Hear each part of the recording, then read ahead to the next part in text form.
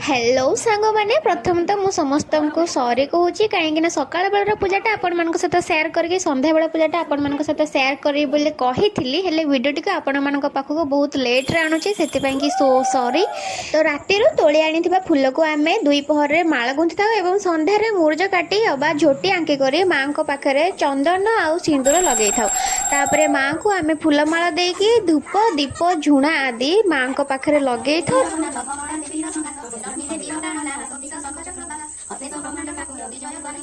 शेष माँ पाखे भोग लगे कि पानी छड़े कि माँ को आम मुंडिया मारी।